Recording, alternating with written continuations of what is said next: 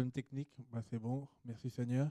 Et ce soir, nous allons passer un peu un temps ensemble, partager par rapport à la pensée du Seigneur, par rapport au domaine que le Seigneur nous demande de travailler, qui est le domaine du social, de la compassion, la libéralité. Et nous allons essayer de voir qu'est-ce que le Seigneur encore nous a réservé ce soir par sa grâce. En nous tenant à bénir Dieu par rapport à tout ce qu'il fait, par rapport à son amour, par rapport au souffle de vie qu'il nous donne, par rapport à la force et la vigueur qu'il nous donne pour accomplir son œuvre par sa grâce. Et avant toute chose, nous allons passer un moment dans la prière, remettre ce moment entre les mains du Seigneur, que seul son esprit prenne le contrôle.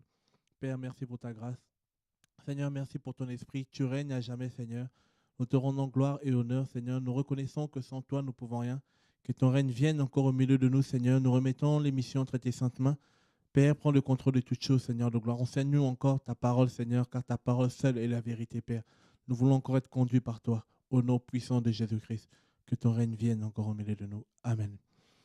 Voilà, en tout cas, vous êtes à votre émission. Sentons-nous libres, c'est votre émission. Nous sommes aussi aujourd'hui, s'il y a des questions-réponses, vous pouvez nous appeler au 01 64 98 90 45. Je répète, 01 64 98 90 45 par rapport aux diverses questions, par rapport, ça peut être aussi sur le sujet par rapport au comment nous fonctionnons au niveau du parrainage. Il peut y avoir des questions, on reçoit beaucoup de mails, des questions par rapport aux mises en place d'une épicerie, des questions par rapport à aux lois aussi, comment on peut s'implanter en tant que chrétien dans une ville, là où le Seigneur nous appelle. Et sentez-vous libre en tout cas. Ce soir, ça va être questions-réponses et j'essaierai de répondre à vos questions par rapport aussi à l'évolution des choses. Et sans plus tarder, on va prendre un passage dans Proverbe. Proverbe 31, c'est un passage que le Seigneur nous a donné par rapport au travail qu'il nous demande de mener au niveau de la structure de pain quotidien. Le pain quotidien qui est simplement une branche sociale de la vision que le Seigneur a donnée à son serviteur, le frère Chirac et tout. Et c'est toujours bien de le rappeler pour dire qu'on ne sort pas d'un arbre, on sort de quelque part et ce n'est qu'une continuité du travail qui se fait par la grâce du Seigneur. Et à l'heure d'aujourd'hui, le Seigneur, depuis 2002, nous fait grâce de travailler avec près de 90 frères et sœurs qui sont motivés pour faire entendre la voix de ceux qui ne peuvent pas parler. Il y en a qui peuvent me dire, oui, mais comment ça se fait que vous avez pris... Qu'est-ce qui motive vos actions? Est-ce que vous êtes aussi basé sur la parole? Quels sont vos fondements? Comme on a dû le voir aussi à une émission l'autre fois, quels sont les fondements? Est-ce que nos fondements sont bibliques ou pas? Frères et sœurs, nous allons essayer de le voir. Oui, elles sont réellement bibliques. Parce que sans ces fondements-là, on bâtit sur des terrains à vagues et nous voulons vraiment être basés sur la pierre angulaire. Et pour cela, nous avons pu, depuis le temps, prendre un passage qui est dans Proverbe 31, verset 8. Je lis la parole au nom du Seigneur, qui est simplement « Ouvre ta bouche en faveur du muet, pour le droit de ceux qui sont destinés à la destruction. Pour le droit de ceux qui sont destinés à la destruction, ouvre ta bouche, fais justice, fais droit à l'affligé et au nécessiteux. » Ce passage, c'est un conseil qu'une mère donne à un fils qui était le roi Lemuel, qui lui donnait un conseil comment il devait diriger, comment il devait faire les choses. Vous savez, l'onction attire, mais c'est la sagesse, en fait, nous aide à bâtir et à aller loin pour faire un bon travail qui peut durer. Et sa mère lui donnait ses conseils en lui disant, un mot, pour être un bon roi, pour être un bon défenseur, c'est ouvrir, c'est-à-dire défendre justement des personnes qui sont, comme il dit là dans le passage, qui sont destinées à la destruction. C'est pas facile. Des gens qui ne peuvent pas parler, aller lever nos voix pour ces personnes-là. En gros, ça veut aussi nous dire, on sait qu'aujourd'hui, dans le monde, il y a près de 30 000 enfants qui meurent à cause de malnutrition. Personne, des fois, ne fait cas. Chacun est des fois dans son quotidien, dans son train-train. Et ces enfants-là meurent peut-être à cause d'une petite maladie. Alors, quelles sont ces personnes qui vont se lever pour parler pour ces gens, pour parler, pour se dire que ça sera un moment à nous de prendre notre responsabilité en tant que chrétiens pour répondre aux besoins de ces enfants-là, pour mettre des structures en place. Je sais que si je regarde l'histoire même du 7e siècle au 14e siècle en Europe, il y avait des crises pas possibles et que Il fallait que des chrétiens se lèvent pour mettre en place des structures pour répondre aux besoins sociaux qui pouvaient aider les populations. Et plus on avance, plus les choses avancent, plus on oublie ces choses. Quand on voit que les Calvins, des gens qui ont ramené effectivement la réforme au niveau de l'Europe, mais ils n'ont pas oublié cet aspect qui était le social. Plus on va continuer, plus on va se rendre compte comment on appelle ça, nos pères de la foi, nos pères de l'Église qui ont bâti, qui ont continué le travail du Seigneur à sa suite, mais ils n'ont pas oublié cet aspect. Si on remonte encore même à l'Église primitive, où on voit à l'époque, dans les Actes, dans Acte 2, la Bible me dit qu'il n'y avait pas d'indigents parmi eux. Et malheureusement, plus on avance, l'ennemi nous a envoyé un évangile qui n'est plus ce message que le Seigneur avait laissé. L'autre fois, on a vu à la dernière émission, par la grâce du Seigneur, où le Seigneur parlait un peu de... pendant qu'il a dû, comment on appelle ça, enseigner des foules, à un moment ou l'autre, ces foules avaient faim, et ses disciples leur disaient même de les remettre, renvoie-les, vois-leur comment ça se passe, faut les renvoyer. Et le Seigneur a essayé de leur ramener un enseignement qui était, on devait prendre soin de ces gens. C'est vrai qu'ils ont écouté la parole, mais après, c'est-à-dire que l'homme ne vivra pas que de pain seulement. On nous dit, la Bible nous dit, l'homme ne vivra pas que de pain. Ça veut dire que il vit, le pain aussi, il en a besoin pour souvenir, pour avoir la force, comment on appelle ça, charnelle. Et l'âme, par rapport à la parole, on ne peut pas aussi le dissocier. Aujourd'hui, plus on avance, on se rend compte que c'est un évangile où on s'intéresse, c'est vrai, à l'âme, on met l'accent sur l'âme, mais il faut un équilibre. On met l'accent sur l'âme, mais c'est un ventre qui a faim n'a point d'oreille. Tu peux mettre l'accent sur l'âme, mais celui qui a faim, comment tu vas faire pour le toucher? Et nous sommes aussi, nous qui sommes en Europe, nous sommes dans un pays, dans un continent où les hommes aiment voir pour croire. Alors nous devons aussi nous organiser pour répondre simplement à l'évangile et pour faire ce que le Seigneur nous demande de faire. Et nous, en tout cas, au niveau du travail que le Seigneur peut nous demander à nous, que ce soit le Pain Quotidien ou toutes les personnes, en tout cas des associations qui travaillent, comme le Bon Samaritain, comme...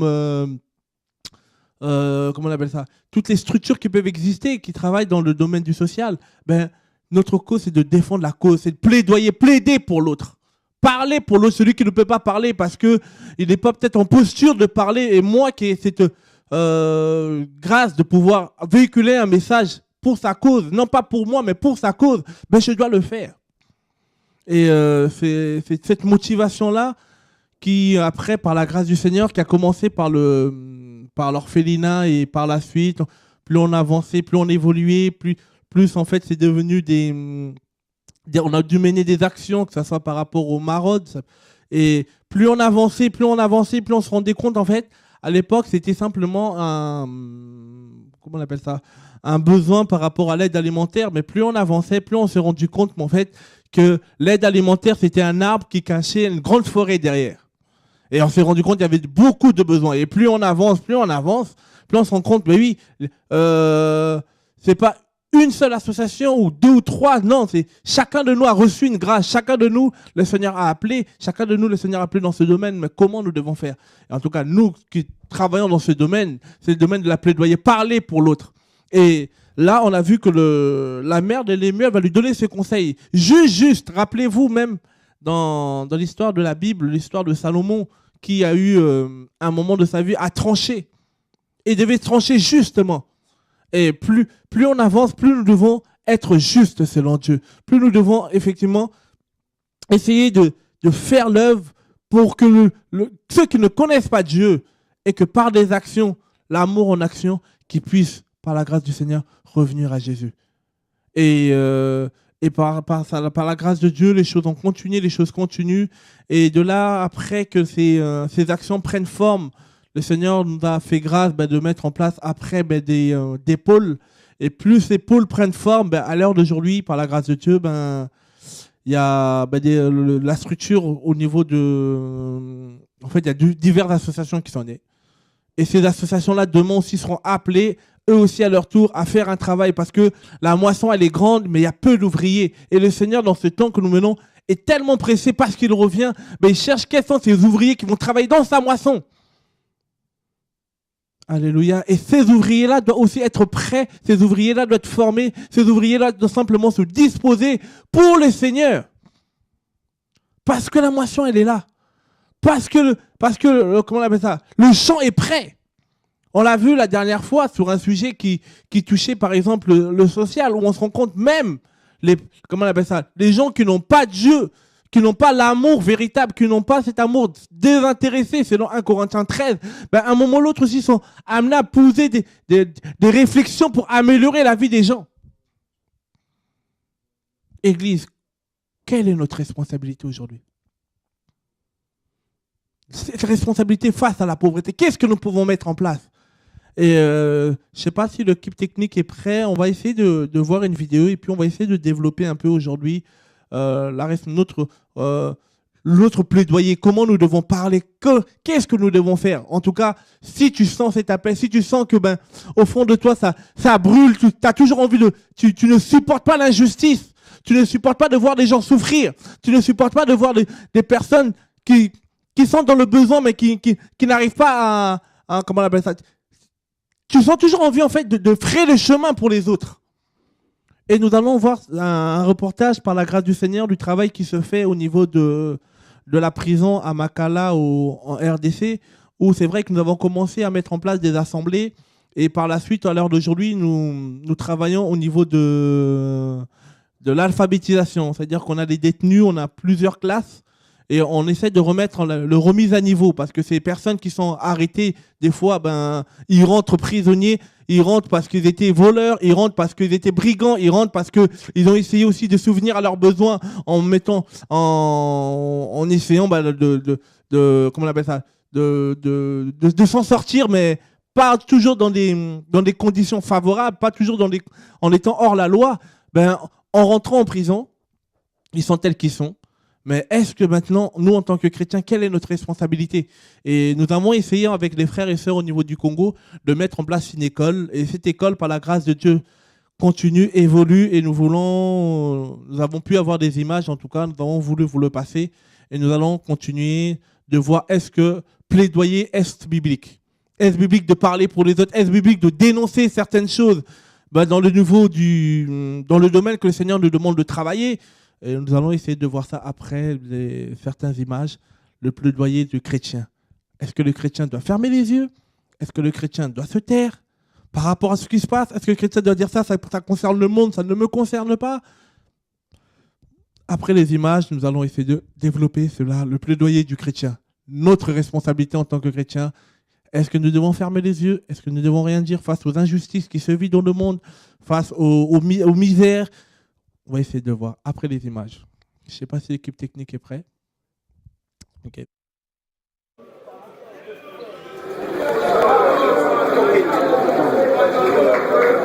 hommes de mon côté, et on montre, là vous pouvez faire de mon côté, on fait de mon côté. On va dans le lobby, on va dans le lobby,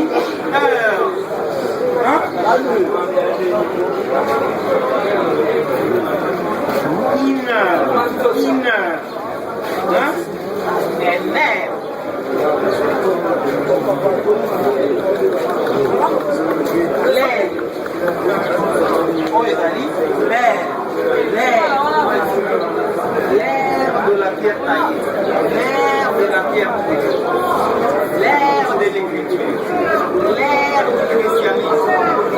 Ok? L'air du pépé.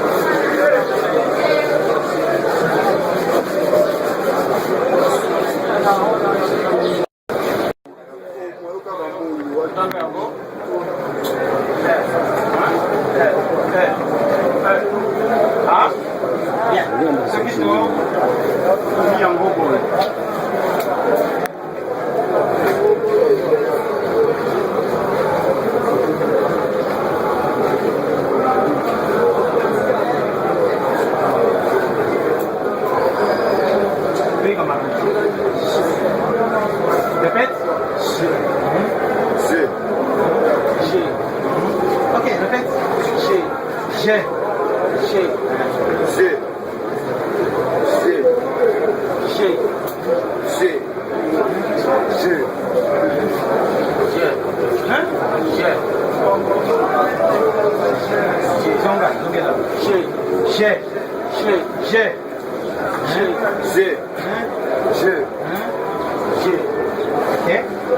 très bien.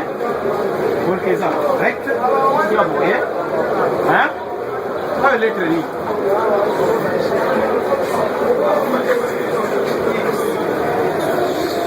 Ah. Comment vous autres, vous battez?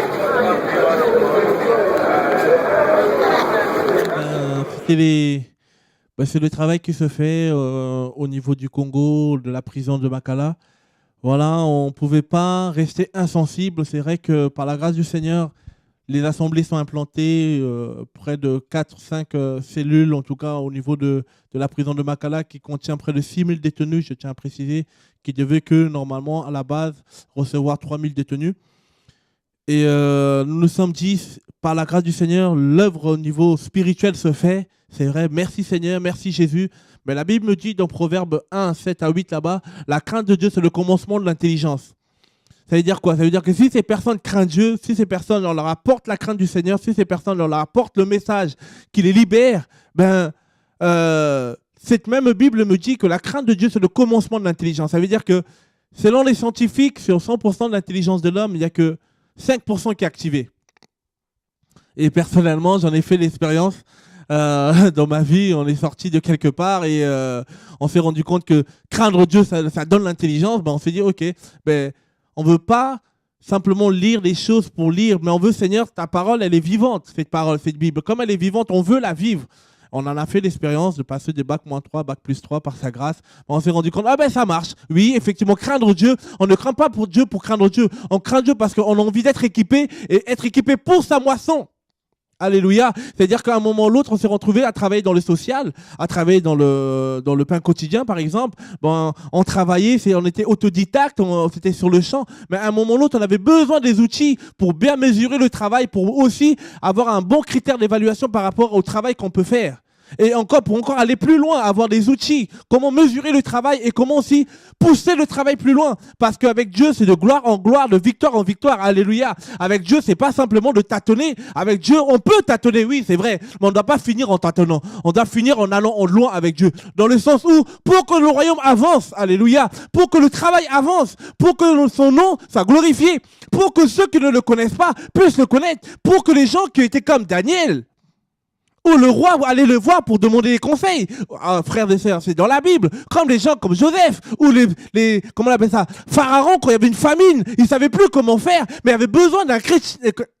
Oui, quelqu'un qui avait l'esprit, quelqu'un qui connaissait Dieu, qui connaissait l'Éternel, et que Pharaon avait besoin de conseils pour bien gérer dans le temps de famine qui s'est visé en Égypte, mais il avait besoin de conseils, et ce conseil-là, c'est Joseph qui l'a procuré.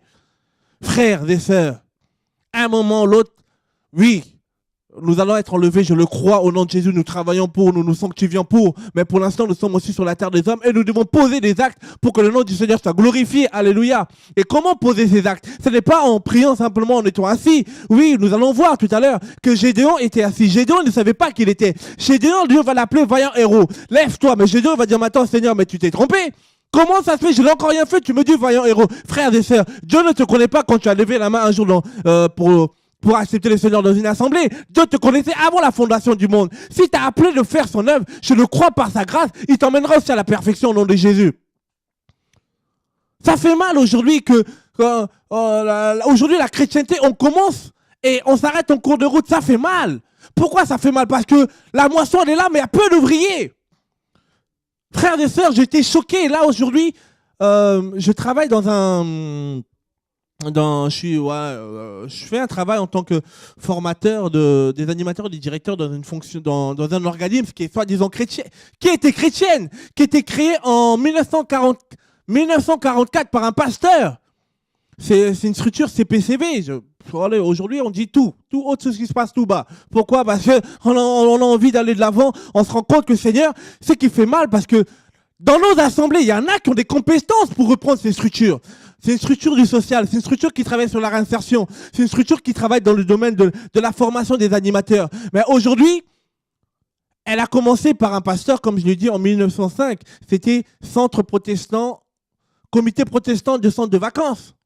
Ça a commencé comme ça. Mais alors, plus ça a avancé, ben alors aujourd'hui, elle perd cette éthique. Mais où sont ces chrétiens qui vont travailler? Où sont ces chrétiens qui vont aller faire ce travail de social? Où sont-ils? Ben, ils sont dans nos assemblées bien assis. Ils sont dans nos assemblées avec leurs couettes. Il ne manquerait plus que leur donner du thé, ils ne bougent plus. Parce que ces prisonniers, ces gens... Je me suis dit, mais Seigneur, mais ça m'a fait mal. Et le Seigneur a permis que je travaille là-dedans, un peu de voir comment ils fonctionnaient. Et le Seigneur me faisait simplement, je comprenais dans tout ça, dans le travail, que mes enfants perdent la vision. Mes enfants perdent la vision du royaume.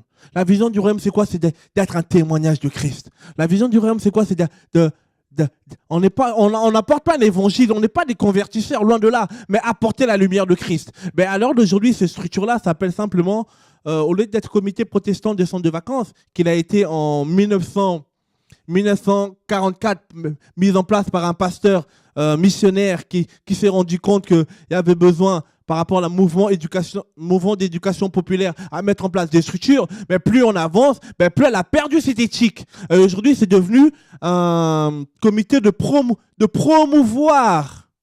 En fait, on l'a changé protestant par promouvoir et ça fait mal.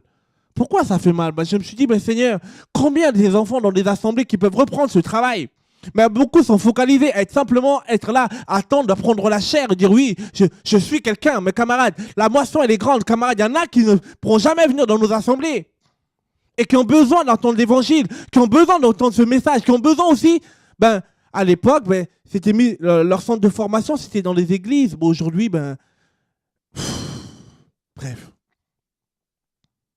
Qui va parler? Qui va apporter l'évangile? Qui va aller de l'avant? Qui va apporter la lumière du monde que nous dit dans Matthieu 5? Mais attendez, mais c'est comme si c'est pas la même Bible que nous avons ou quoi? La Bible nous dit nous devons être la lumière du monde, le sel de la terre. Maintenant, le sel, c'est devenu le sel dans les assemblées. Frères et sœurs. Frères et sœurs. Et aujourd'hui, c'est comme s'il faut pousser les, comment on appelle ça? Il faut mettre la pression aux chrétiens pour servir leur Dieu. Mettre la pression aux frères et sœurs pour qu'ils réalisent réellement que à celui qu'on a beaucoup pardonné aimera beaucoup.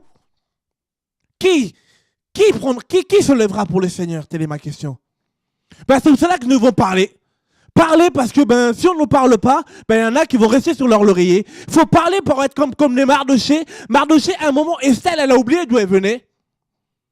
Esther, on peut prendre l'histoire dans la Bible, l'histoire de l'Esther. Si vous avez des questions, en tout cas, n'hésitez pas à nous appeler au 01 64 98 90 45. Nous parlons par rapport au plaidoyer. Est-ce que nous devons nous taire ou parler? Dans la Bible, Esther habitait, c'était dans le temps de Mèdes et Perses. Après la captivité babylonienne, Dieu va susciter comment on appelle ça, va permettre un édit pour que les Juifs rentrent en Perse. Et quand ils vont rentrer chez eux, à un moment ou l'autre, Esther étant orpheline, qui habitait chez son oncle Mardoché, qui a quand même, par la grâce du Seigneur, appris, comment on appelle ça, comment elle devait se comporter, comment elle devait être comment on appelle ça, à l'image d'un enfant de Dieu. Et à un moment ou l'autre, Esther, par la grâce du Seigneur, pendant que Vashti, la reine, va désobéir au roi, et le roi va chercher une autre reine, et Esther va être élue. Et Esther va être élue, non pas parce qu'elle parle en langue, frères et sœurs. Esther va être élue rien que par rapport à sa beauté. Ça veut dire quoi? Ça veut dire que arrêtons de voir des fois les grandes choses. Dieu peut se servir des talents qu'il a mis en toi pour glorifier son saint nom. Alléluia. Et nous pouvons voir que dans l'histoire d'Esther, on peut voir du premier chapitre jusqu'à la fin je pense que c'est chapitre 10 ou 9 si je ne me trompe pas. Nulle part on voit parler le nom de Dieu. Nulle part on voit Yahweh, nulle part on voit l'Éternel, nulle part on voit l'ange de l'Éternel. Mais on peut se demander à un moment, je me suis posé la question quand je lisais ce livre, mais pourquoi ce livre était retenu dans les canons bibliques? Parce qu'on ne parle pas de Dieu. Frères et sœurs, la Bible me dit, j'ai compris que la Bible me disait, la gloire de Dieu c'est de cacher les choses. La gloire de roi c'est de scripturer les écrits. Ça veut dire quoi? Ça veut dire qu'à un moment ou l'autre, Dieu peut se cacher. Mais c'est pas parce qu'il se cache qu'il n'est pas là. C'est pas parce qu'à un moment ou l'autre dans ta vie, il se cache que tu vas croire que Dieu t'a abandonné.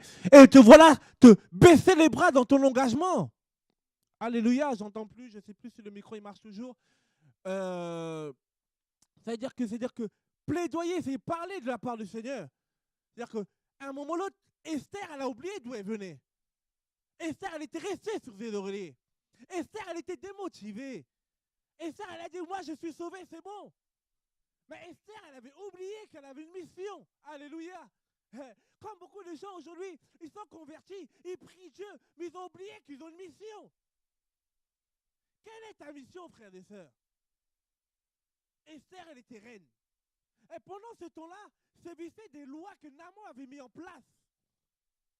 Oh, frères et sœurs, nous avançons, nous allons quelque part. Aujourd'hui, j'ai entendu encore à la radio que de plus en plus, on met des lois pour que des personnes qui veulent aller voir des prisonniers, mais doivent passer par une école théologique.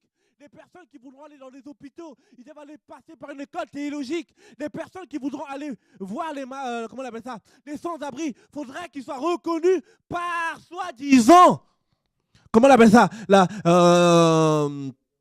une autorité, comment on appelle ça, une instance religieuse.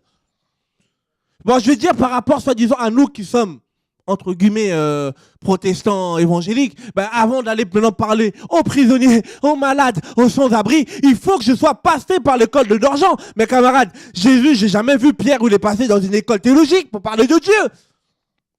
Il est parti voir ses mendiants à la porte d'Abel, mais il n'est pas passé par une école théologique, camarade. Il a même dit, j'ai ni l'or ni l'argent, mais j'ai quelque chose que les autres n'ont pas. Au nom de Jésus. C'est ce nom-là que nous prêchons. Mais plus nous avançons, plus en fait on veut plus qu'on parle. Ou on veut qu'on parle selon eux. Frère, ouvre ta bouche, comme l'a dit la mère de Lemuel, pour les démunis. Ouvre ta bouche pour ceux qu'on est en train de détruire. Mais plus on avance, comme au temps de Naaman, ils vont mettre des lois pour contraindre les enfants de Dieu de ne plus faire le travail de Dieu. Et je le crois, aujourd'hui, il y a beaucoup de Naaman, frères et sœurs. Aujourd'hui, il y a beaucoup de gens qui veulent mettre des structures en place pour nous empêcher de faire le travail dans le niveau du social. Mais gloire soit rendue à Dieu. Quand il y a des lois qui se préparent dans le monde spirituel, quand il y a des lois qui se préparent, mes camarades, on n'est pas de ceux qui se retirent pour se perdre. Alléluia. Nous ne sommes pas de ceux qui disent, ah ben comme il y a des lois, ben je ne peux plus parler. Comme il y a un pasteur qui m'a dit il n'y a pas longtemps, mais vous êtes des Jean-Baptiste, parlez, moi je préfère me cacher sous l'instance d'une autorité spirituelle, soi-disant, religieuse, babylonisée, diabolisée. Quoi? Attendez, c'est-à-dire que maintenant pour aller voir les sans-abri, comme on nous avait dit, quand on a commencé à aller, par la grâce de Dieu, nous avons fait près de 14 prisons au niveau de la France. Plus on avançait, plus on nous a dit, maintenant, avant de passer, c'est des pasteurs qui nous ont dit, les aumôniers nous disaient, à l'époque, avant de faire ces prisons, ils nous ont dit, Loufiane, si vous voulez aller dans les prisons en France, vous devez passer par moi. En gros, c'était le responsable des prisons en France en tant qu'aumônier. Je l'ai regardé. Je me suis dit, à moi que Dieu ne nous a pas appelés haut. Mais si c'est le même Jésus compris, camarade, on est là. On verra si c'est pas... Non, faut laisser. Jésus l'a compris, là, c'est pas pour... Non, camarade, tu dois savoir en qui tu as cru, alléluia. Et je vous assure, ils nous ont fermé les portes par rapport aux aumôniers. Mais quand on ferme une porte, est-ce que c'est pour autant que je dois pleurer? Oui, peut-être je dois pleurer envers Dieu. Je dois fermer la porte de ma chambre, dire Seigneur, mais c'est comment? Mais après, je ne dois pas pleurer pour éteindre les larmes, camarade. J'ai dit à moi que Dieu ne nous a pas appelés. Et je vous assure, pas plus, après 3-4 mois, le Seigneur nous ouvre les portes au niveau des SPIP. Les SPIP, c'est le service pénitentiaire d'insertion des prisonniers. Et ces SPIP-là, on a pu faire par la grâce de Dieu près de 14 prisons en France. Alléluia. Et l'aumônier qui soi-disant, nous avait fermé les portes des prisons. Mais je vous assure, un jour, on s'est retrouvés, parce qu'on était dans un gymnase, je me rappelle, c'était la prison de Damien. On était dans un gymnase, et on l'a vu. Il nous a vus. Il croyait qu'on était morts. Ils croyaient parce qu'ils nous avaient fermé les portes qu'on allait aussi dire, bon, comme les portes elles sont fermées, on va rester là, on va prier, on va prier, oui, c'est vrai. Prier, c'est bien, mais prier et croire que Dieu peut agir, c'est mieux. Alléluia. Prière de foi. Seigneur, nous irons au nom de Jésus. Et on s'est retrouvé avec lui face à face dans les prisons. Mais il nous a dit, mais comment ça se fait que vous êtes rentrés là? Moi, je dis, mais comment ça se fait que toi aussi tu es là? Et il s'est rendu compte que quand on veut fermer la porte par rapport aux enfants de Dieu, parce qu'il y a des gens qui ont besoin qu'on parle pour eux. Parce qu'il y avait des gens qui commençaient à se couper de veines, qui voulaient mourir. Et le Seigneur, parce qu'il y en a qui crient, le Seigneur secourt. Alléluia. Et par là, nous avons pu faire des prisons. Après, par la grâce du Seigneur, de la France, parce qu'on dit avant de balayer chez les autres, on balaye déjà chez nous. En France, après, on a fait le Congo avec le Makala. Et après, il y a eu la Maka. Après, il y a des autres projets. Par la grâce du Seigneur, j'ai le cri de mon cœur. Il y a une prison qui commence à se développer. C'est la prison de l'Angola, dans le Mississippi, à Tennessee, si je ne me trompe pas, où on est rentré en contact, mais on n'a pas bien peaufiné le partenariat avec eux. Mais on prie Dieu, mes camarades, nous allons quelque part avec Dieu. Pourquoi? Parce que nous devons parler pour ceux qui sont perdus. Nous devons défendre la cause. Comment défendre leur cause? Comment s'engager, frères et sœurs? Et plus on avance, plus Dieu ouvre des portes. À l'heure d'aujourd'hui, le pôle qui travaillait par rapport au pôle visite, aujourd'hui, ça s'est transformé à l'association La Voix des Sans-Voix qui est reconnue au niveau de la préfecture d'Évry. Et par la grâce du Seigneur, il y a une dizaine de frères. Si vous voulez aussi nous rejoindre dans l'équipe, la moisson elle est grande. Simplement, ce qu'on demande aux frères et sœurs qui veulent nous rejoindre au niveau du pain quotidien, on a un seul truc. On ne vous dit pas de connaître Genèse, Apocalypse par cœur, mais on vous demande une chose, d'aimer Jésus. Si vous aimez Jésus, vous êtes le bienvenu. Nous sommes là en équipe pour que le royaume avance, oui. Mais si vous n'aimez pas Jésus, il faut arrêter. Restez où tu es, il n'y a pas de souci. Dieu va envoyer des ouvriers pour sa moisson. Alléluia. Bref, c'était une parenthèse que je ferme. Je vais simplement dire que Dieu est pressé, frères et sœurs. Et à un moment ou l'autre, Esther, elle est restée sur ses acquis. Esther n'a plus voulu parler. Et il fallait des Mardochée. Combien des Mardochée aujourd'hui qui réveillent la conscience des frères et sœurs qui sont peut-être à cause des combats, peut-être à cause d'oppression, peut-être à cause du confort. Ils ont oublié leur identité. Ils ont oublié la mission dans laquelle Dieu les avait appelés. Mardochée va dire à Esther, Esther, laisse-moi te dire une chose. Si tu te tais, Dieu va susciter des autres personnes pour parler à sa place. Et Esther, elle s'est tout de suite En fait, c'est comme si, non, elle est revenue en elle-même. Elle a dit, c'est vrai, frères et sœurs, il y en a parmi nous. Hier, tu étais orphelin. Hier par exemple, excusez-moi, tu étais sans abri. Dieu t'a fait grâce. Tu as commencé à oublier les autres sans abri. Hier, comment on appelle ça? Tu étais dans une souffrance, orphelin, perdu. Dieu t'a fait grâce. Dieu t'a ouvert les portes. Dieu t'a positionné. Non pas pour t'enorgueillir, pour ne pas oublier les autres orphelins qui souffrent dans les quatre coins du globe. Hier, tu n'avais même pas d'entreprise. Hier, tu n'étais même pas...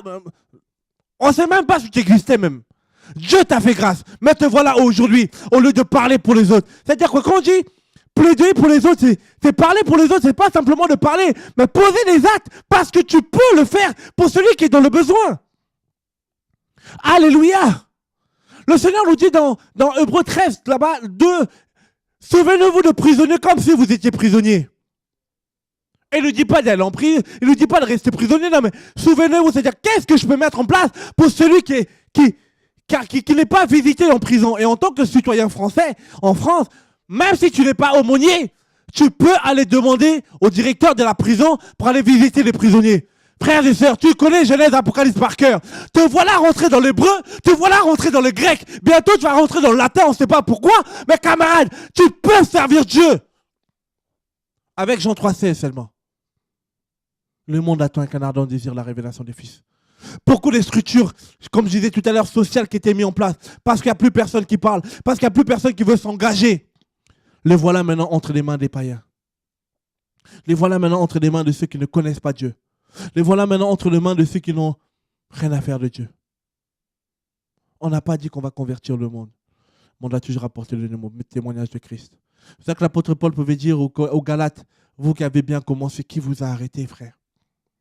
Il y a beaucoup qui sont dans le besoin. Et regardez ces gens, à l'instar de Daniel, on va prendre un passage dans Daniel 4. Aujourd'hui, je vais simplement dire, parlez pour ceux qui ne peuvent pas parler. Plaidoyer, c'est-à-dire quoi? Plaider la cause de celui qui ne peut pas parler. Plaider la cause de celui qui est perdu. Plaider la cause de celui qui est dans le sud, qui est en train de souffrir. Plaider la cause des enfants qui travaillent à cause de nous. Comme on appelle ça dans les minières, qui sont en train de mourir pour aller chercher de l'or pour les autres. Parlez pour eux. Pourquoi se minimiser? Esther, elle pouvait se dire, mais qu'est-ce que je peux faire? Ben oui, tu peux faire parce que déjà, premièrement, tu es libre de parler. Premièrement, tu es libre de hausser ta voix, de lever ta voix. Aujourd'hui, c'est comme si, ce qui fait mal, c'est comme si dans la chrétienté, dans le monde, il est décidé, vigoureux. Ça vient d'enseigner, c'est parler même en face à face avec quelqu'un, il a peur, ça parle que dans les coulisses. Camarades, nous sommes de ceux qui, la vie, non, de ceux qui parlent. De ceux qui disent, regardez ce que Daniel va dire. Daniel 4, verset 24. On va prendre Daniel 4, des gens qui ont parlé, des gens qui ont dit non, peu importe les circonstances, parce que je dois parler, je parlerai pour la cause de ceux qui souffrent. Daniel 4, verset 24. Daniel, c'est, oui, j'ai lu au nom du Seigneur. Daniel 4, verset 24. On regarde toujours le contexte, là, parce qu'il y en a qui vont me dire oui, c'était facile. Esther, c'était pas facile. Parce que vous allez voir dans l'histoire d'Esther, Esther, là où elle à l'époque, historiquement, elle parlait, on ne pouvait pas rencontrer le roi comme ça. Mais elle a osé parce qu'il y en a qui souffraient. Oui, il y en a qui prient. Oui, il y en a qui jeûnent. Ouais, mais ceux qui souffrent, je t'assure, même, ils jeûnent pour que quelqu'un parle pour eux. Ceux qui sont en Syrie, ceux qui sont en Éthiopie, ceux qui sont en Érythrée, ceux qui sont en Inde, ceux qu'on est en train de persécuter. Ils crient dans le secret pour que quelqu'un parle de leur part. Qu'est-ce que nous faisons, frères et sœurs? Tous ces chrétiens persécutés. Et regardez ce que Daniel va dire. Daniel ne va pas parler au pasteur. Daniel, Dieu, il va lui permettre... Regardez, Daniel 24, un instant. Daniel 4, verset 24, je vais dire au nom du Seigneur. Voici l'interprétation au roi. Voici le décret le Très-Haut qui s'accomplira sur mon Seigneur le roi. On te chassera le milieu des hommes. Tu auras ta demeure... je vais prendre 34. Tu auras ta demeure... Non, 34, excusez-moi. Daniel 3, 34. 4, 34. Mais à la fin de ce jour-là, moi, Nebuchadnezzar, je lèverai mes yeux vers le ciel et la raison me revint. Je bénis le Très-Haut, je louerai, je glorifierai celui qui vit à l'éternel, celui qui la domination et une domination éternelle et dont le règne subsiste de génération en génération. Tous les habitants de la terre, en les yeux néants, il s'agit comme qui connaît avec l'arme de ceux et avec les habitants de la terre. Il n'y a personne qui empêche sa main et qui dise que fais-tu. En ce temps-là, la raison me revint et je retournai à la gloire de mon roi, de mon royaume. Ma magnificence, ma splendeur me fut rendue. Mes conseillers et mes grands me redonneront. Je fus rétabli de mon royaume et ma gloire fut augmentée. Maintenant, mon roi, Nebuchadnezzar, je loue, je glorifierai le roi et les voies des justes, qui peut abaisser ceux qui marchent avec orgueil.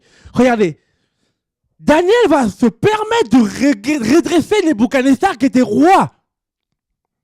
Lui dire que tu crois que tu es grand, tu crois que tu t'es tout permis, mais à un moment donné, n'oublie pas qu'il y a un roi au-dessus de toi. Et que si tu ne le fais pas, ce roi-là te fera abaisser. Frère, j'aime des gens comme Jean-Baptiste. Il va voir Hérode qui va passer. Il ne va pas dire à Hérode, tu sais, Hérode, j'ai ma mère Élisabeth qui est en galère, j'ai mon père Zacharie qui est en galère. Hérode, comme tu es roi, comme je sens que tu me crains, il faut que tu me trouves une position, un bon position. Et tu sais qu'en même temps, c'est la crise économique. Je ne travaille pas, Hérode. Je vis dans le désert, c'est la galère pour moi. Hérode, fais quelque chose pour ma vie. Non! Hérode, je vois que demain, Hérode, tout va bien se passer pour toi. Non! Jean-Baptiste a parlé. Et il a dit, si tu continues, il a dénoncé dans le sens où faire comprendre même au roi qu'il y a des choses qui ne vont pas. Nous sommes en droit de leur dire, oui, il y a des choses que vous mettez en place, ce n'est pas bon. Parlez pour ceux qui sont en train de souffrir. Parlez à tous ces, comment on appelle ça, tous ces milliers de personnes qui vivent sous le seuil de la pauvreté, moins de 1 euro par an. Et regardez que ce commerce, comment on appelle ça, ces richesses-là, les pays du Nord et les pays du Sud, comment on appelle ça, il y a je sais même pas quoi. Il y a tellement des inégalités. Mes frères et sœurs, qui va parler? Qui va parler sans intérêt? Parce que les autres, ils parlent. C'est que vous devez vous dire, quand ces politiciens, comme ces hommes dans ce monde qui ne connaissent pas Dieu parlent, mais ils parlent avec un intérêt derrière.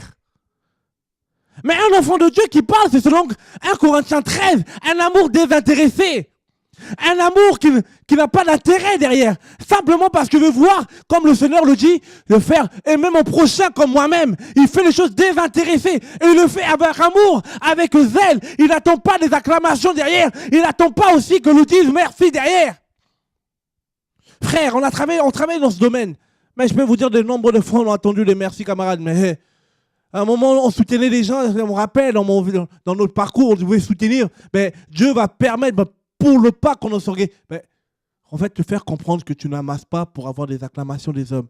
Parce que si les hommes t'acclament, tu auras ta bénédiction, tu auras eu ta part. Mais nous bossons pour avoir notre couronne au ciel. Camarades, avant le noce de l'agneau, pour bien danser, il faut que ta couronne elle brille encore plus que les autres. Eh non, t'as pas compris. Au noce de l'agneau, on va tous danser. Mais je peux t'assurer, il y en a qui vont bien danser parce que leur couronne va plus briller. Alléluia. Il y en a qui vont peut-être danser timidement parce que la couronne va être compliquée. Mais camarades, moi je vais être de ceux, Seigneur, de bien danser parce que je sais. Non, camarades, c'est pour cela qu'on doit. Avant d'aller là-haut, là, c'est ici que ça se passe, frères et sœurs. C'est ici que nous essayons de poser des actes pour glorifier le nom du Seigneur. Alléluia. Et non pas de calculer. Comme disait dans Matthieu 25, ceux qui avaient posé des actes qui étaient justes, ils ont dit, mais Seigneur, quand avons-nous fait ces choses? C'est-à-dire, ne fais pas des choses en calculant. Fais des choses pour que le nom du Seigneur soit glorifié et pour que le royaume du Seigneur avance dans ce pays on parle de la France parce qu'on est en France. Quels sont les actes que nous pouvons poser, frères et sœurs? Parce que si nous ne le faisons pas, à l'allure où les choses vont, je ne sais pas si nous sommes connectés encore sur la terre des hommes, dans le sens où, parce que la terre aussi, c'est l'horloge. Il y en a qui se mobilisent. Dans le domaine des épiceries, on en voit d'autres qui se mobilisent. Dans le domaine de quand on va voir les sans-abri, les maraudes, on en voit de plus en plus qui se mobilisent avec leur doctrine, où ils donnent aussi leur livre saint. Mes frères et sœurs, mais la différence se fera par rapport à l'amour. L'amour désintéressé, frères et sœurs. Est-ce que nous devons rester les yeux fermés? Nous fermons les yeux face aux inégalités, face à la ségrégation raciale qui subit. Nous devons fermer les yeux. Au nom de je ne sais pas quoi. Frères et sœurs, quand je regarde cette femme, si on parle de comment on appelle ça, du devoir et mémoire, par exemple, cette femme, Rosa Parks, que nous connaissons, cette femme qui était chrétienne. Vous savez, à cette époque, quand il y avait la lutte par rapport à la ségrégation, à l'époque de Martin Luther, au niveau de comment on appelle ça, des États-Unis, frères et sœurs, il y avait deux mouvements. Il y avait le mouvement des Black Panthers, c'est-à-dire des gens qui étaient anti-religion, voilà, ils pensaient changer le monde avec leurs envies. Ils voulaient lever la voix, mais avec la violence. Ils levaient la voix avec... ils rendaient le mal par le mal. Ils levaient la voix comme ça. Mais en même temps, il y avait une autre plaidoyerie, si je peux m'exprimer ainsi. Une autre personne qui levait la voix par rapport aux injustices qui subissaient. Et ces injustices-là, cette femme, Rosa Parks, je pense que vous connaissez les historiens, Rosa Parks aux États-Unis, qui, à cette époque-là, les gens qui étaient assis dans le bus, il y en a qui devaient, comment on appelle ça, les Noirs avaient une place et les Blancs avaient une place. Et cette femme étant chrétienne, elle a dit qu'elle refusait ces inégalités. Elle a dit non, je veux rester assis, peu importe. Elle est restée assise. Et par rapport à son mouvement, l'histoire de l'Amérique a dû changer. Alléluia. Pourquoi elle a dû changer? Elle a dit assez, il y en a assez. Il faut que les histoires changent. Il faut que les choses changent. Elle a changé les choses parce qu'elle avait quelque chose derrière. Cette quelque chose derrière, c'était Jésus. Alléluia. Parce que nous ne combattons pas par la chair. Nous combattons les principautés, les dominations. Nous combattons comment on appelle ça, les esprits qui habitent les gens derrière. Et le combat n'est pas charnel, il est spirituel. Alors quand on veut l'amener charnellement comme les Black Panthers, mais ils n'ont rien fait. Mais quand nous avons Jésus, nous avons vu comment les choses ont changé. Par une femme. Et laissez-moi vous dire, cette femme, elle n'était pas roi. Cette femme, elle était une femme de ménage. Elle faisait le ménage. Mes frères et sœurs, je me suis rendu compte que pourquoi quand Dieu appelait Gédéon, vaillant héros, il a vu, c'était pas parce qu'il avait un CV rempli. Alléluia. C'est pas parce qu'il avait fait 15 ans de ministère. C'est pas parce qu'il avait fait 20 ans de ministère. C'est parce qu'il avait un cœur disposé, frères et sœurs. Nous sommes dans le temps des Gédéons. Nous sommes dans le temps où Dieu qualifie les gens. Allez, vous allez voir, par rapport à la qualification, Dieu t'appelle non pas par rapport à ta race, non pas par rapport à ta couleur, non pas parce que tu es noir, non pas parce que tu es chinois, mais il t'appelle parce qu'il t'appelle par ton nom. Alléluia. Parce qu'il t'a choisi depuis le ventre de ta mère et de ton père, de ta mère, pardon, pour une mission spéciale, alléluia. Et nous sommes dans ce temps-là. Pendant qu'il cherchait les Judes, Dieu va dire à Gédéon, vaillant héros. Et Gédéon va dire, mais attendez, mais Dieu, on connaît l'histoire dans Juge 6, mais Dieu a voulu se servir de Gédéon parce qu'il y avait une génération à sauver. Et dans la génération à sauver, c'est vrai, il y aura toujours des infiltrés, c'est vrai, il y aura toujours livré le blé, mais frères et sœurs, serre Dieu tranquillement, livré, Dieu va s'en charger, autant marqué, Dieu va les disqualifier au nom de Jésus, alléluia. Et toi, tu ne vas pas comprendre. Non, mais n'aime pas la migraine à savoir qui est de Dieu, qui n'est pas de Dieu, qui aime Jésus, qui n'aime pas Jésus. Ton problème à toi, c'est de aimer Jésus. Ton problème à toi, c'est de désirer de voir un changement. Alléluia. Ton problème à toi, c'est de désirer de prendre de vraies résolutions avec Jésus. Et de savoir que tu n'es pas né pour rien. Camarade, on est quand même 6 milliards sur la terre des hommes.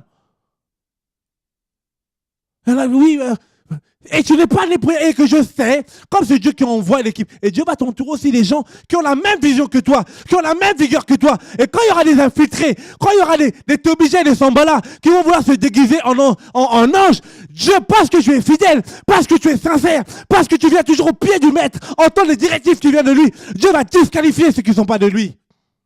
Comme il va le faire à Gédéon. Il va dire à Gédéon, je vois parmi toi, sur les 32 000, il y en a des infiltrés. Ah Dieu, mais tel frère, il est sincère. Soi-disant, hein, selon nous, camarades, si prophète Samuel a pu se tromper, nous sommes aussi des hommes. Nous pouvons nous tromper par rapport à la... Mais Dieu, mais tel frère, non. Non, mais telle sœur, moi on s'est converti en même temps, Seigneur. Mais vraiment, je voulais vous servir Dieu avec lui. Camarades, il y a des stations. S'ils sont faits à continuer avec toi dans ta destinée, Dieu va les rappeler à l'ordre. Mais frères et sœurs, sois sincère avec Dieu, fonce avec Dieu, et Dieu lui-même va envoyer les ouvriers dans la moisson. Alléluia. Le problème de Gédéon, c'était simplement d'être dans la présence de Dieu. Le problème de Gédéon, c'était simplement de servir sincèrement Dieu. Et Dieu va lui dire, première étape, ceux qui vont faire ça, et ils vont mettre à côté. Premier tranchement, boum, ils sont partis. Après, il reste encore un grand nombre. Et Dieu va dire, des gens qui sont avec toi, ce ne sont pas des gens qui ont la vision du ciel, c'est des ambitieux. Ils sont peut-être avec toi 5 ans, 10 ans, 15 ans, 20 ans, même 30 ans. Oublie pas qu'avec moi, il y avait Judas. C'est des ambitieux. Fais l'œuvre. Crains Dieu. Je me chargerai du reste. Alléluia. Parce que nous voulons faire un travail qui honore le Seigneur. Tous ensemble. Je le crois, si on se convertit, ce n'est pas en vain. Et là, Gédéon, il va encore avoir une disqualification. Ah non, je pense que... Non. Dieu est bon. Dieu est bon. Juge. Parce que nous sommes dans un temps de confusion. Nous sommes dans un temps où Dieu est tellement pressé. Frères et sœurs, il est pressé. Que tu le veuilles ou pas, on sent arriver le maître. Mais avant que le maître revienne, j'ai dit, Seigneur, non, mais il faut qu'on pose des actes qui glorifient ton Saint-Nom. Alléluia. Il faut qu'on pose des actes qui montrent. Non, Seigneur, non. On a envie, quand on te verra, on n'a pas envie de regarder, de te voir en baissant la tête. On a envie de voir, Seigneur, que même si on baisse la tête, peut-être comme Matthieu 25, mais avoir l'esprit rend témoignage à notre esprit que nous sommes dans le vrai. Alléluia. Parce que tu reviens bientôt. Qu'est-ce qu'on dira quand tu verras le Seigneur? Qu'est-ce que tu vas dire quand tu vas voir Jésus? Qu'est-ce que tu as fait pour que son œuvre avance? Pour qui as-tu levé la voix? As-tu posé des actes pour que son œuvre avance? Pour qu'on se rende compte que Jésus est réel et vivant et puissant. Alléluia. Quels sont les actes que tu as posés? Mais Dieu, quand il appelle un homme, il appelle aussi l'équipe. Et Dieu va équiper aussi Gédéon. C'est pour cela que j'ai compris dans la foi chrétienne. Je ne dois plus me casser la tête. Eh frère, non. On a tellement eu des gifles, et gifle par là, bam, et gifle par là, bam, et gifle par là. On a compris une chose, sois au pied du maître, et Dieu fait son œuvre. Il dit que c'est mon œuvre. Comme c'est ton œuvre, quand c'est chaud, je dis Seigneur, comme c'est ton œuvre, à toi de gérer. Des témoignages, à un moment c'était chaud, à un moment au niveau du Congo, par rapport à l'œuvre du Seigneur, on voyait trop, comme si je voyais flou. Tellement c'était chaud, il y a des gens qui essaient de me consoler. Oui, Louflan, t'inquiète, Dieu va faire du non. Il y a des fois, quand c'est chaud, il n'y a que Jésus qui peut nous consoler. Et on vient à sa présence et il nous donne des directives claires. Et je suis parti chez un serviteur du Seigneur là-bas au Congo. Je ne voulais plus entendre personne. Vous savez, quand ça chauffe là, frère des frères, ça chauffe des fois. Oui, ça chauffe. Comme j'ai dit, à un moment, ça chauffait. Ça chauffe, tu te poses des questions et tu viens au pied du maître et le maître te fait comprendre. Il te donne des directives claires. Et quand il te donne des directives claires, tu revois la repartir parce qu'il te fait voir un tel. En fait, celui qui te retient. En fait, si tu ne te sépares pas de telle personne, ben, tu vas être un frein, tu n'iras pas où je vais aller. Ça peut faire mal. C'est peut-être la personne n'est pas mauvaise. C'est parce que la station, il devait aller avec toi, il devait s'arrêter là. Bénis Dieu, prie pour la personne et avance avec Jésus. Si Dieu veut qu'il soit avec toi, il reviendra. Mais c'est comme dirait c'est pas forcé, camarade. C'est pas forcé. Et Gédéon, il va continuer. Et Gédéon, il va continuer le travail. Dieu va encore disqualifier. Il va dire, il y en a qui vont l'appeler l'eau et il y en a qui vont, comment on appelle ça, qui vont te mettre leur tête en bas pour boire. Et ceux qui vont l'appeler l'eau, je vais prendre ce passage en Juge.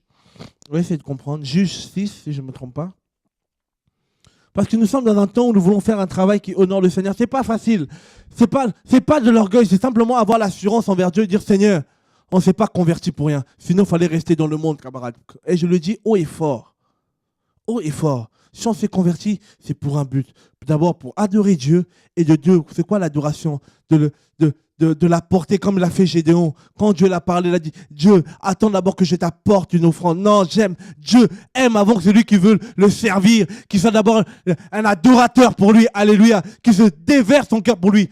Après avoir déversé ton cœur, après être sincère avec Dieu, sinon tu deviens un moine, tu t'enfermes et tu déverses toujours ton cœur. Non, après il faut passer à l'acte au nom de Jésus. Poser des actes qui confirment réellement, comme dit Jacques, que la foi sans les œuvres, elle est morte. Et Juge 6, le livre de Juge 240. Juge 6, je vais lire, je vais essayer d'aller plus vite. Aujourd'hui, je dis simplement les gens qui se sont engagés, qui ont voulu parler de la part du Seigneur et qui étaient décidés à voir un changement. Ce n'est pas parler pour parler, ça ne sert à rien, frères et sœurs. Comme je disais tout à l'heure en prison, il y en a qui n'ont pas voulu, mais parce que tu es de Dieu, parce que Dieu t'a oint, parce que Dieu veut faire un travail à travers toi, Dieu va toujours ouvrir des portes. Même si elle est fermée, c'est pour un temps. Mais sois sincère avec Dieu. Dieu ouvrira au nom de Jésus. Il y en a assez de ces chrétiens tièdes où ils ne savent même pas pourquoi ils sont convertis. Ils ne savent même pas pourquoi ils suivent Jésus. Ils sont là, robotisés, je ne sais même pas quelle expression employer. Chaque dimanche, on est là assis. Ils se réveillent pour simplement aller servir l'homme. Et on lui dit, allô, pasteur Bobo, il est content. Et quand le pasteur ne le dit même pas bonjour, il commence à bouder camarades. Mais c'est quel chrétien ça? Je peux comprendre parce que ça fait 1 an, peut-être tu t'es converti. Mais laisse-moi te dire que Gédéon n'a même pas encore commencé à servir. Dieu l'appelle déjà vaillant héros. Quelle grâce. Et je pense qu'il y a beaucoup de Gédéons parmi nous qui se reconnaîtront. Et il dit, quand Dieu commence à sélectionner le nombre, il va lui dire, chapitre 7, je vais aller plus vite. Chapitre 7. Il va lui dire, le verset 4, Yahweh dit à Gédéon, le peuple est encore trop nombreux. Fais-les descendre vers l'eau et je les laperai. Et celui dont je te dirai que celui-ci est avec toi, ira avec toi. Celui-ci dont je te dirai, celui-ci n'est pas avec toi, n'ira pas avec toi. Il fait donc descendre le peuple vers l'eau. Et Yahweh dit à Gédéon, tous ceux qui lapperont l'eau avec la langue, comme lappent les chiens, tu les sépareras de tous ceux qui se mettront à genoux pour boire. Ceux qui lapperont l'eau en la portant à la bouche avec la main furent au nombre de 300. Et tout le reste du peuple se mit à genoux pour boire. Alors Yahweh dit à Gédéon, sépare-le, 300 hommes qui l'apprend, je vous le délivrerai et je les livrerai Madian entre tes mains. Que tout le reste du peuple qui s'en aille, chacun de chez soi. Ainsi le peuple prit entre ses mains des provisions et des chauffards. Gédéon renvoya tous les hommes d'Israël, chacun dans sa tente, et retint les 300 hommes hors de camp de Madian étaient au-dessus de lui dans la vallée. Alléluia. Le Seigneur va dire à Gédéon, ceux qui vont être à genoux pour boire de l'eau, ceux-là, tu mets des copains. Et ceux qui l'apprendront de l'eau et délivrer de la main, c'est ceux-là que je vais livrer. C'est-à-dire quoi? C'est-à-dire que ceux qui étaient qui étaient aux aguets, et ceux qui étaient à genoux, qui étaient là, nonchalants, tout cela, eux là, c'est-à-dire quoi? C'est-à-dire qu'ils n'étaient pas prêts. Et mais ceux qui étaient là, qui l'appelaient de l'eau, c'est-à-dire qu'ils étaient là, ils prenaient l'eau sur eux, c'est-à-dire qu'ils buvaient la parole vraiment, ils prenaient la parole vraiment en action, c'est-à-dire quoi, la main c'est la force, la main c'est l'action, ils prennent la parole et ils mettent la parole en action. Ceux-là, ces 300 hommes-là, c'est eux qui savent, c'est avec eux que j'irai délivrer Madian. Frère, la Bible est claire, c'est pas une grande armée qui sauvera le roi. C'est-à-dire, plus nous allons avancer avec Dieu, plus Dieu va faire son tri. C'est pas nous qui faisons le tri, bien sûr. C'est Dieu qui fait son tri. Mais simplement ce que le Seigneur nous demande, d'être sincère avec Dieu. Parce que les temps sont graves et Dieu n'a plus de temps à perdre. Dieu sait une chose, qu'il revient bientôt et il veut que son église soit prête.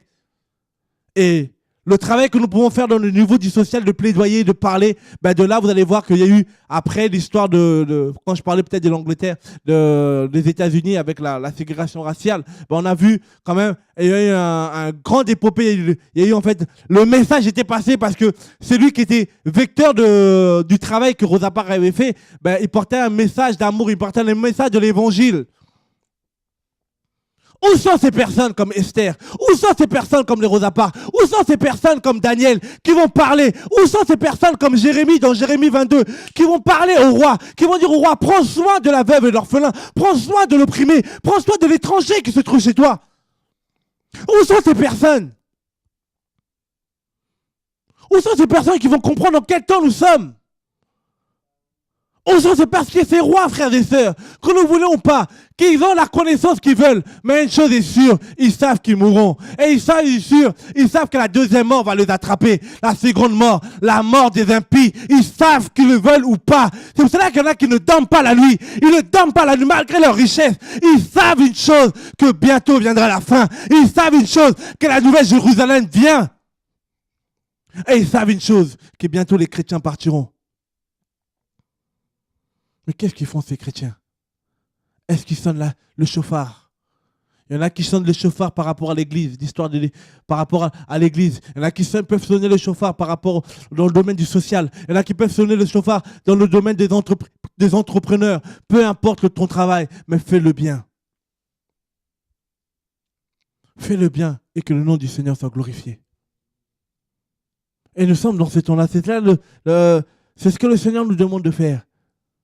Et quand le Seigneur va venir, le premier message qu'il va avoir, il va dire, je suis venu apporter la bonne nouvelle aux pauvres. Oui, les pauvres en esprit, mais aussi les pauvres physiques, matériellement parlant.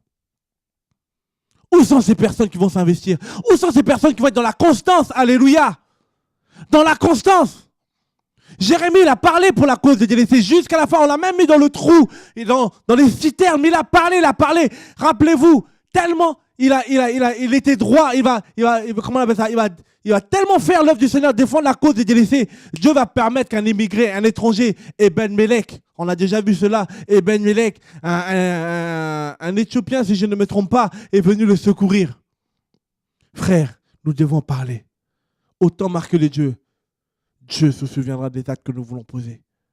Autant marquer de Dieu, il y en a qui étaient inutiles et deviendront utiles au nom de Jésus. Comme au niveau de la prison, c'est vrai qu'ils ressortent avec l'évangile. Mais aussi, on veut dire que, Seigneur, que Proverbe 1:8 se mette en pratique pour eux.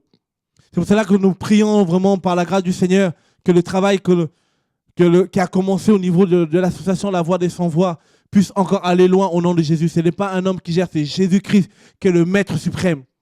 Et je sais quand il commence une œuvre, il ramènera la perfection au nom de Jésus-Christ de Nazareth. Et les frères et sœurs qui y travaillent, prions pour eux que le Seigneur encore les emmène loin, plus loin encore de ce qu'ils ont pu faire quand ils étaient encore avec nous au niveau du pain quotidien. Je prie encore par rapport que ce soit le grenier solidaire au niveau de Courcouronne, l'aide permanente juridique, cette œuvre alimentaire qu'il permet par la grâce du Seigneur avoir près de 300 bénéficiaires. Je tiens à vous dire, nous avons au niveau de la ville où nous sommes implantés, où est implantée notre épicerie. Comme je vous ai dit, on a voulu nous bloquer la route. On a voulu aussi, les rois ont voulu dire que vous n'allez pas faire le travail au niveau de Courcouronne. On leur a dit, à moins que la ville, là, vous êtes peut-être... Ils nous ont dit, nous sommes l'autorité de cette ville et qu'en tant qu'autorité de la ville, nous ne donnons pas le droit de travailler. J'ai dit, ça c'est selon le monde. Mais si Jésus est Jésus, là, nous allons travailler. Et ils ont mis en place 2 épiceries. À l'heure d'aujourd'hui, leur épicerie, après enquête mystère que nous avons pu faire, on s'est rendu compte qu'il n'y a que 10 bénéficiaires. Et par la grâce du Seigneur, 10 bénéficiaires avec tant d'argent, de des impôts des habitants qui sont dépensés vraiment pour 10 bénéficiaires. Nous, avec les impôts du Seigneur, alléluia, avec les dons par la grâce du Seigneur, à l'heure d'aujourd'hui, par la grâce de Dieu, il y a 250 bénéficiaires. Eh bien, ça fait la différence. C'est ça que je voulais vous dire, frères et sœurs. Plaidoyer, parler de la part du Seigneur. Et je le crois par la grâce de Dieu. Et de là, les autorités de cette ville nous ont dit, maintenant, on peut s'asseoir, on devient intéressant pour eux. Frères et sœurs, ce que Dieu a fait avec Joseph, ce que Dieu a fait avec Daniel, il peut le faire aussi avec nous. Tout dépend de toi. Alléluia.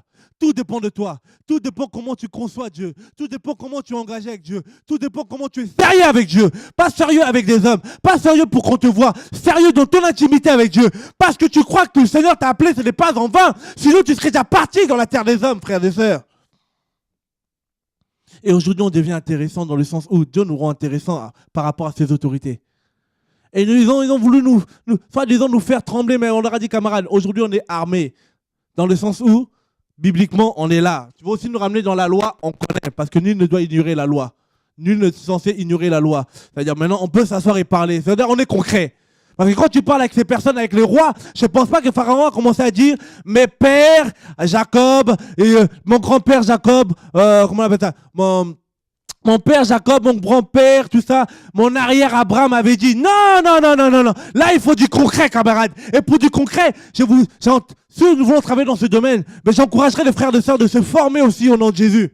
C'est pour cela qu'au niveau du pain quotidien, nous mettons en place des sessions de formation par rapport au travail du social, bibliquement parlant, et aussi par rapport juridiquement parlant, par rapport aux lois associatives, qu'est-ce qu'il faut faire, par rapport comment créer une association, comment gérer un AG. On met des sessions par trimestre, comment créer son association avec des lois qui sont suivies, la loi 1901, loi 1905, loi 1925, toutes les lois associatives françaises, pour qu'on veut équiper les chrétiens, alléluia. On veut être concret dans le sens où Seigneur, tu nous donnes ton onction par ta grâce. L'onction ouvre les portes. Mais quand ces portes elles sont ouvertes, on fait comment? Vous avez la réponse. Et c'est pour ça que nous encourageons les frères et sœurs qui veulent travailler dans ce domaine. Vous nous envoyez de plus en plus de mails et je le crois par la grâce du Seigneur, de plus en plus c'est gâté. Déjà les épiceries là, on peut même plus les compter. On me dit à Montargis, on me dit à Melun, on me dit à bientôt à Sarcelles, on me dit au Bourget, on me dit au Canada, frères et sœurs. C'est ça, je dis, c'est ça. Parce qu'il y a des personnes que nous voyons dans ces structures, ils ne viendront jamais dans nos assemblées, frères et sœurs. Et nous devons, on n'est pas autant de Constantin, obliger les gens à devenir chrétiens, loin de là, mais apporter le message pur. Et de là, la dernière porte ouverte à Niort, on m'apprend que le maire de la ville a carrément demandé, quand on l'a donné le cadeau des Bibles, son adjoint a demandé « C'est combien, on peut vous le payer? Ah, elle est trop chère, elle vaut combien votre Bible ?» Quand on leur a dit gratuitement, elle était là toute souriante, elle a attrapé ça comme ça. Mais c'est ça Jésus, frères et sœurs, alléluia. Mais c'est comment? Et je bénis Dieu, on avait prié le 19 pour les autorités. Camarades, ça arrive, dis à ton voisin, petit à petit on va quelque part au nom de Jésus. Chacun aura son cadre parce que Dieu est réel. Quand la prophétie est part, elle s'accomplira certainement au nom de Jésus. Qu'ils fassent leur réunion. Oh, mais de toute façon, quoi? Les attaques, camarades? Laisse-moi rire. Laisse tomber. Quoi? Il y a quoi d'autre? Les murmures? Laisse-moi rire. Alors, quoi d'autre? Qu'est-ce qui peut nous arrêter? Quoi? Il y a quoi d'autre? Ben, il n'y a rien. Il n'y a que Jésus. Parce qu'on sait en qui on a cru. Alléluia. On sait pourquoi on s'est engagé. Tout à l'heure, quand je suis sorti un peu avec les enfants, on est parti à on a fait un loisir avec les enfants. Et arrivé à la patinoire, j'ai vu un poster. Et ces posters-là, ça datait avant d'être converti dans le domaine où je travaillais un peu dans la musique. J'avais fait un album qui s'appelait Justice dans le monde. Et quand j'ai vu cette affiche, ça datait de 2002-2001, et j'ai vu ça m'a interpellé. Je me suis rendu. Et le Seigneur m'a interpellé. C'était aujourd'hui. Il m'a interpellé. En fait, dans le domaine que le Seigneur permet qu'on travaille, ça ne date pas d'aujourd'hui. Depuis dans le monde, on avait fait des actions des enfants victimes des mines en Angola avec les Médecins sans frontières, quoique eux aussi, laisse tomber. Mais on s'est rendu compte qu'on ne peut pas aller loin si nous n'avons pas le prince de paix. On ne peut pas apporter une paix si nous n'avons pas le prince de paix. On ne peut pas changer quelque chose si nous n'avons pas celui qui est parti dans les réunions inférieures, dans les prisons en bas, libérer les captifs. Alléluia. Il est le seul c'est mon grand frère. Viens me toucher, tu verras comment il réagit. Et quand on a compris cela, bah en fait, on préfère être dans le camp de vainqueur. Un gars qui n'attend pas que tu te bats pour dire que tu es fort. Une personne dont Jésus, il n'attend pas que je pose des actes pour nous reconnaître. Mais avant même d'avoir commencé, il nous appelle vaillant héros. Alléluia. Il n'attend pas que tu aies un CV. Il attend simplement que tu disposes ton cœur. Et ça m'a interpellé, j'ai compris. Je dis, ah, Seigneur, des fois on fait des choses, on ne se rend pas compte, mais c'était depuis. Voilà. Je ne sais pas à quoi Dieu t'appelle. Mais si Dieu t'appelle dans le domaine de la libéralité, de la compassion, dans le domaine dans lequel nous faisons un travail, laisse-moi te dire que c'est biblique. Il y a des gens comme Barnabas, ils l'ont fait, le fils de l'exhortation. Lui, dès qu'il arrive dans le ministère, il n'a pas cherché à prêcher. Il a commencé à donner sa maison. Alléluia. C'est-à-dire que lui, il n'a pas cherché. Vous voyez ce que je veux dire? Quelle assemblée je vais gérer? Non. Lui, il a d'abord adoré se donner à Dieu. Parce que son ministère, c'était la compassion. Et après, on a vu, il a donné sa maison, il était disposé. Quand même l'apôtre Paul, tout le monde le rejetait, il a soutenu. Et on l'a appelé par la suite apôtre. Et il a continué. Et après même, il a disparu. Et il a disparu, il a formé quelqu'un dans les coulisses. Pourquoi? Parce que le ministère, peut-être, ça ne l'intéressait pas. Ça, c'est moi quand je comprends l'histoire de Barnabas. Il était peut-être en dessous, mais en tout cas, c'est qui compte. Il a formé quelqu'un, Jean-Marc, dans les coulisses. Et Jean-Marc a été utile pour le royaume. Alléluia. C'est des gens qui prennent des gens que les personnes ne considèrent et qui les présentent à Jésus. Et qui ne disent pas, font pas la pute. C'est grâce à moi qu'il est comme ça. Mais ces gens-là, ils disparaissent même de la sélecte. Et Dieu se glorifie au travers de personnes qui servent. Alléluia. Tu parles pour les jeunes. Et Barnabas a parlé pour Jean-Marc. Il a parlé pour Jean-Marc. Il a fait un travail pour Jean-Marc dans les coulisses.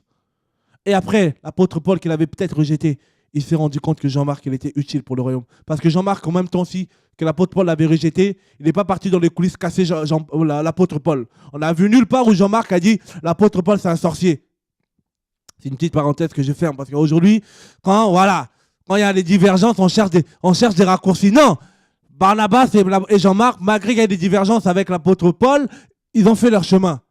Et si Dieu était dans l'histoire, Dieu a permis que Jean-Marc rouvrait le truc. Parce qu'il était le Dieu, il n'a pas commencé à murmurer. Celui qui est le Dieu ne murmure pas dans le secret. Celui qui est le Dieu, il attend Dieu, il laisse Dieu le justifier. Alléluia.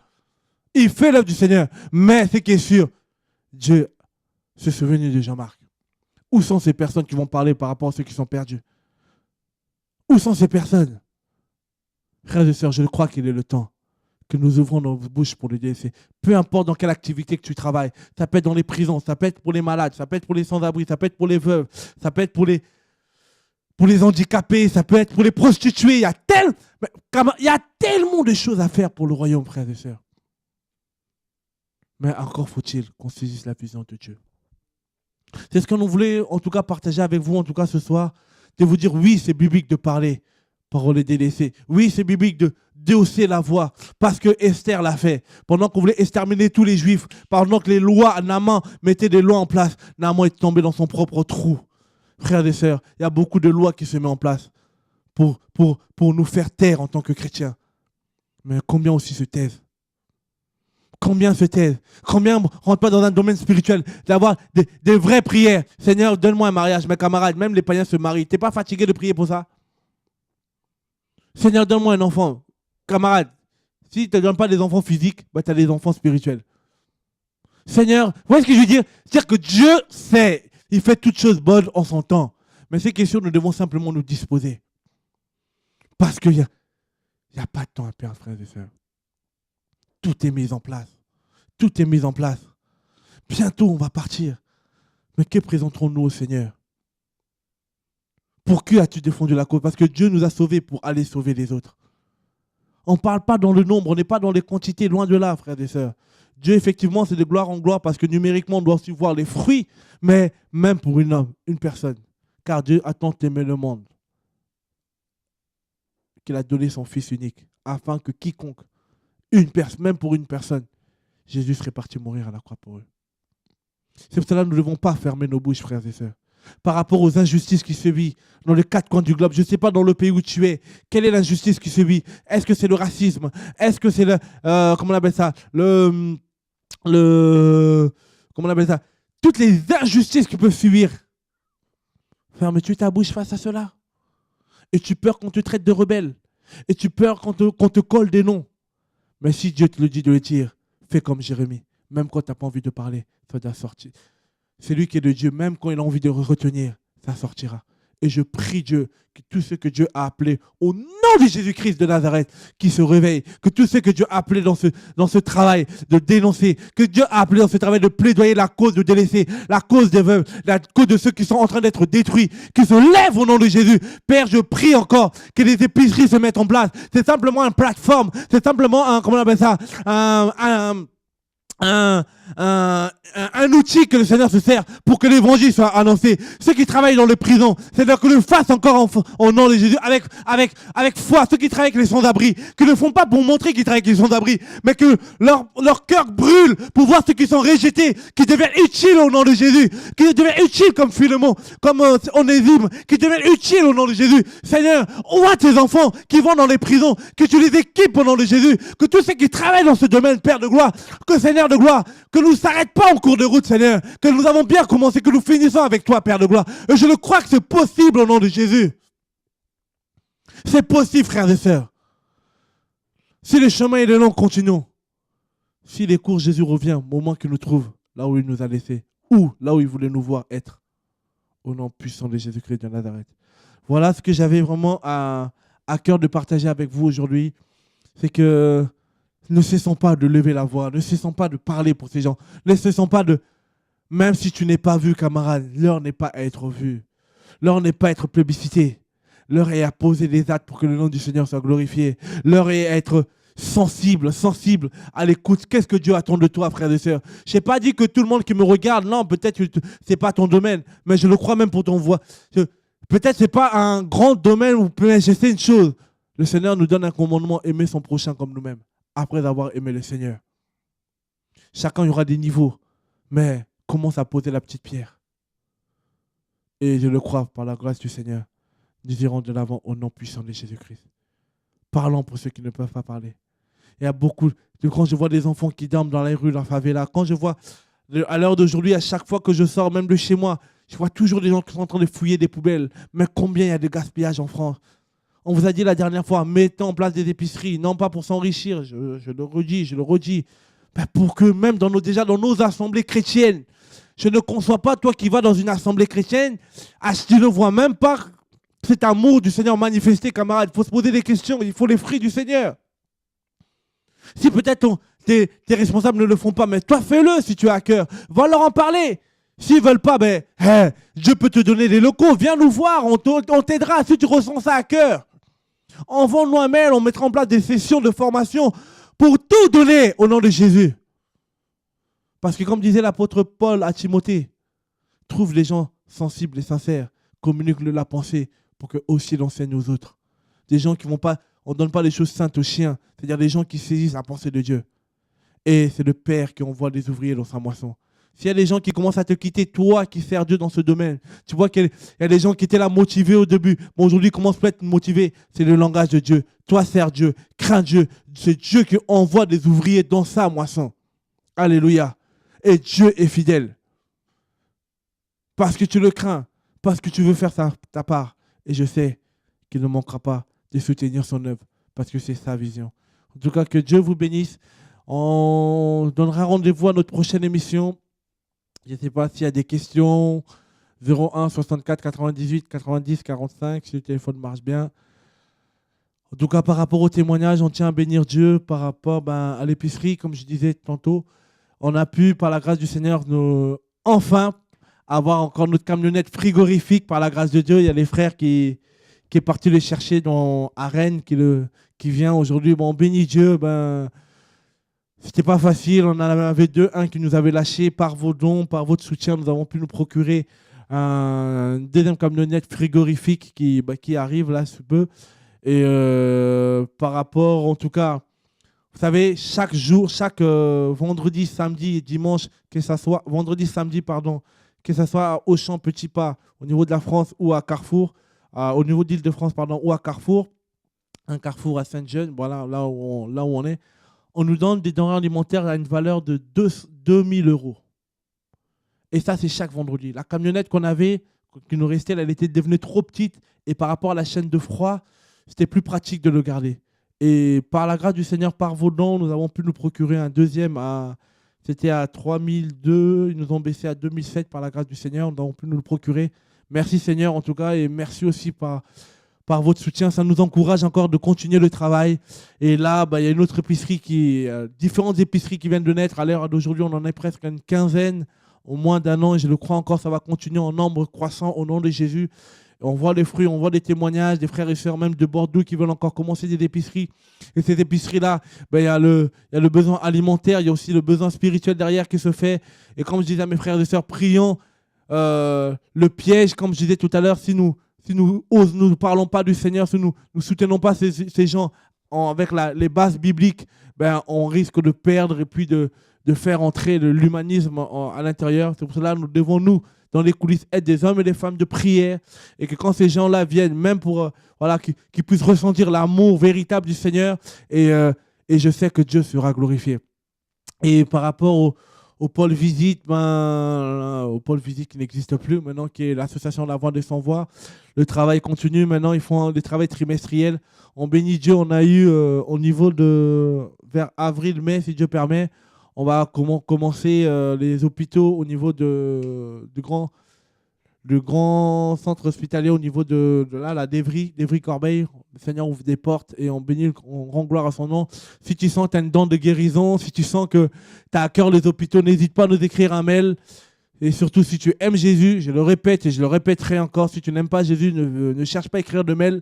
Et si tu aimes Jésus, tu as à cœur que l'œuvre du Seigneur avance, tu es bien sûr le bienvenu pour aller dans ces hôpitaux, la Voix des Sans Voix, l'association. Bientôt, ils auront leur site internet. Tout est en train de se mettre en place petit à petit. Et par la grâce de Dieu aussi, on tient à bénir Dieu. Le nouveau site va être mis en place avec les différentes évolutions du travail qui se fait. On bénit Dieu. Il y a d'autres associations qui se créent par-ci, par-là. Et vraiment, que toute la gloire vient au Seigneur. On se rend compte, le Seigneur suscite des voix, le Seigneur suscite des Esther. Peut-être beaucoup d'Esther étaient endormis. Et je crie Dieu encore qu'il envoie des Mardochées, des gens qui sont remplis de l'Esprit du Seigneur, qui rappellent les enfants de Dieu à ne pas être sur leurs acquis, mais qui doivent revenir à la mission principale que le Seigneur leur a appelée. Parce que s'ils ne le font pas, camarade, tu peux rester reine ou roi, mais tu es passé à côté. Comme il disait Gédéon, ils vont partir, mais ils vont laisser ce qu'ils ont. Ils vont laisser les chauffards et... ils vont laisser les grâces. Ça veut dire quoi? Ça veut dire que les dons de Dieu sont irrévocables, c'est vrai, mais on n'est pas incontournable. Ça veut dire quoi? Ça veut dire que Dieu peut t'enlever, il met quelqu'un d'autre, et les dons qui étaient en toi, il le met en quelqu'un d'autre, et l'autre le fera encore plus. Pour dire que même moi-même qui vous parle, on se discipline tous les jours parce qu'on sait qu'on n'est pas indispensable. Mais par la grâce du Seigneur, on ira de l'avant au nom de Dieu, tous ensemble, main dans la main, dans l'unité, dans l'amour pour Jésus. On sait qu'on n'a encore rien fait. Alors là, je peux vous assurer, il n'y a rien encore, mais petit à petit, nous allons quelque part avec Dieu. Et là aussi vous êtes, là où vous êtes engagés, je bénis, je crie au Seigneur encore, le Seigneur vous remplit. C'est pour cela, pour finir aussi, une petite parenthèse, j'incite les frères et sœurs, vous qui mettez en place des associations, comment Dieu vous met à cœur, vous n'êtes pas obligé d'être appelé Pain Quotidien, dans le sens où plus on est avec différents noms, mieux on sera encore efficace. Et on pourra vous donner tous les outils, comment créer votre association, comment... mener vos AG, comment mettre en place vos trésoreries, comment mettre en place, on va tout vous donner. Et je crois que Dieu qui vous appelle dans une vision, il vous donnera aussi le nom. On sera en fait comment on appelle ça, des partenaires les uns aux autres. Vous allez être autonomes et partenaires des uns aux autres. Pourquoi? Pour pas encore être sur la coupole du pain quotidien, parce que la moisson elle est grande et les champs est grand. Dieu peut vous inspirer un nom. C'est pas qu'on est divisé. Loin de là, c'est simplement, on veut simplement que le royaume avance.